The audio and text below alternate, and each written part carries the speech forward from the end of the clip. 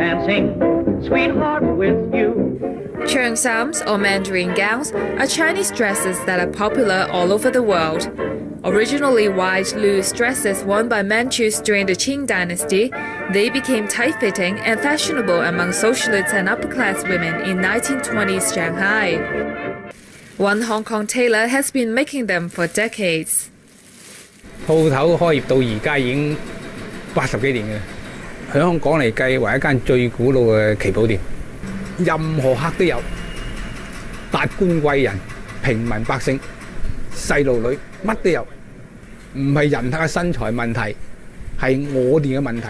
所以每一人每一身材，我哋組織係唔同嘅，係唔可以千篇一律嘅，件件都咁做啊，冇可能嘅。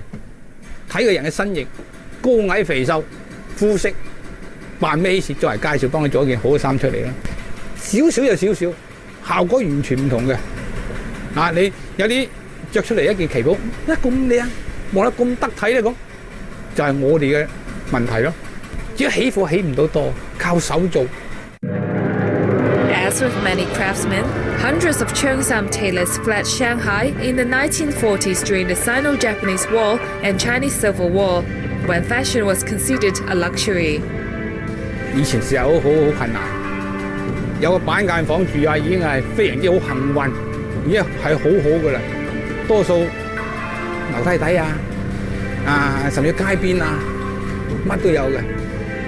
咁佢買部二手車翻嚟，咪幫人家做衫咯。因為個時間人人都要做衫，做旗袍響冇廠做嘅，即係講以前計。以前計又冇咁多嘅賣布賣衫嗰啲地方嘅，冇咁多而家啲布貼嘅，係公司咪 CC 同埋咧就係嗰間咧就永安嗰啲係大公司啫嚇，冇而家通街都賣布嘅，冇嘅，所有人着衫都好，都係一定要訂做，可能你覺得好驚訝，甚至內衣褲都要做。以前平時咧着啲衫係平時一種服裝嚟啫。讀書翻學，去街市買餸，翻工係有錢嗰啲咧，當然着綾羅綢緞嗰啲咧，係嘛？如果普通平民百姓嗰啲咧，就着啲棉布花布或者靚少少嘅夾布都有。而家做嘅衫嘅對象人同以前唔同，而家嘅對象多數都係自己結婚或者嗰啲細路仔結婚有咩隆重嘅場合都係着我哋中國一種旗袍，因為中國旗袍係代表我哋中國一種好突出嘅一種服裝，等於嘅你日本有一種嘅着和服，我哋就着旗袍，係好特別嘅。因為女士着旗袍係特別女士一種嘅身材美，一種曲線靚，一種曲線美，所以着出嚟係好雍容、高貴、大方。中式嗰啲咧就係隱蔽式嘅性感，要講靚女士着旗袍嚟計。西式嗰啲咧有少少暴露嘅性感。Cam loves his job, a luxury few enjoy.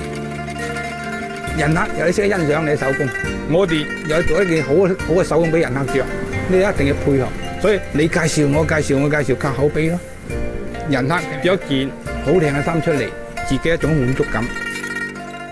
有啲幫我做衫，做3代，做感情，做長情。我係屬於古老嘅中國人。嗰個時代唔同，你家好多鋪頭嘅，你賣就賣因為算數咯。家甚至加我哋，有時甚至有人客着過之後，或者有肥，或者有瘦，我哋都樂意幫佢做改㗎。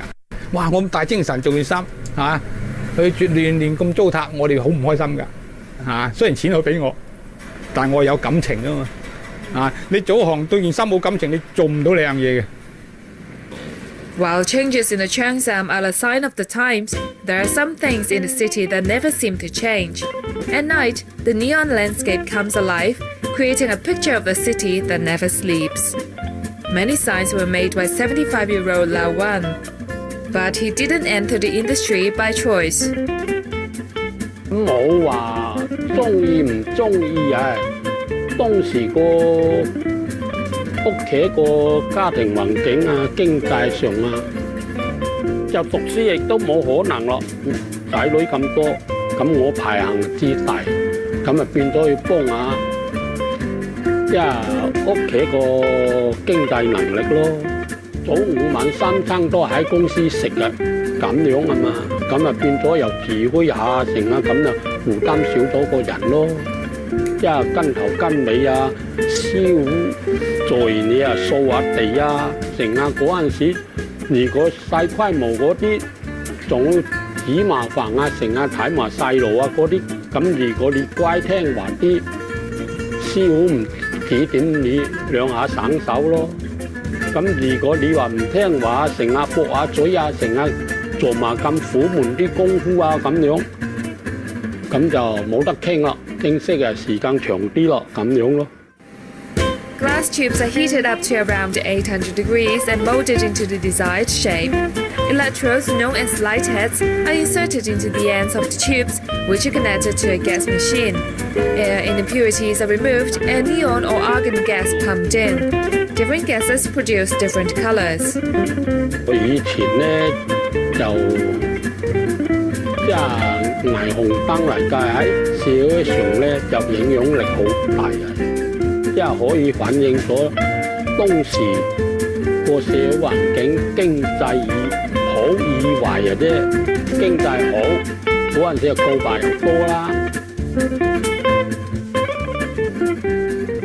Especially in Hong Kong's post-World War II history, even more so in the 60s, 70s, 80s, and even 90s. I mean, Hong Kong was inextricably identified with neon signs. They were everywhere. Because of the density of Hong Kong, it's a city that you only ever see from either really far away, i.e. across the harbor, usually, or very close up, you know, and from the street. And when you're on the street, what you mostly see are not really the buildings, but the signage and the shop fronts, of which the signage is a big part. So neon signs have been incredibly tied to our experience of the city. The iconic neon sign for Sammy's Kitchen has been here for more than 50 years, but it will disappear in a matter of months because of the government crackdown on illegal structures. That's being forced to come down, yet there have been multiple delays due to construction in there. So it makes you wonder how urgent and how dangerous these things really are. 俾咗大種產品代替咗，削弱咗我哋呢行嘢啦。即係 LED 燈，你睇下市面上，咁呢啲係柔和啲，對眼養眼一啲。LED 燈咧近睇係刺眼啲，呢啲就襟過 LED 燈。LED 燈咧係電子係嘛，潮濕啊各樣嘢咧，氣候轉變啊或者乜嘢就好易即係斷路啊嘛。I don't think we should always necessarily fight change. I mean, LEDs are more energy efficient and hence less expensive in the long term. So they do have their advantages. That doesn't mean that we should, you know, wholesale clear out all the neon signs. Those of us who appreciate neon signs appreciate it for the very special quality and the role that neon signs have played in our vision and image of and experience of the city. But, you know, one day, you know, as even newer technologies develop, we may learn to appreciate LEDs just as much. While a lot of the city's heritage has been destroyed, its neon signs will be celebrated in M+, the Museum of Visual Art in the West Kowloon Cultural District, set to open in 2018. Until then, there's an online exhibition featuring photography, workshops, virtual night bus tours, and audio walks. Crowdsourcing element whereby we could really, on the one hand, engage the public and hopefully get them excited about neon signs if they weren't already, and to help us document and identify the neon signs that remain. So there's a neon map on the site for which the public submitted photos of their favorite neon signs, and it was pinned on the map. And the response, I think, was quite enthusiastic. In 3 months, we had over 170,000 unique visitors, many more page views than that from Hong Kong, of course, but all over the world.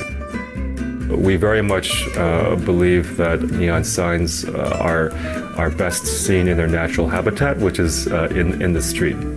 So we don't actively go out and try to take neon signs from their current locations. But in cases where neon signs have to come down or are coming down already, for the significant ones, we'd rather see them in our collection. Neon signs are something that was kind of staring us in the face, and there was a fascinating example of something that could make us sort of question, is it art, is it design, is it craft industry, does it play a role in cinema, do visual artists? They are certainly the result of conscious creative intent.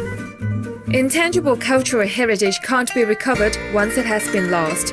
The list has certainly increased the momentum for conservation, but a comprehensive approach is needed to protect the fruits of our ancestors.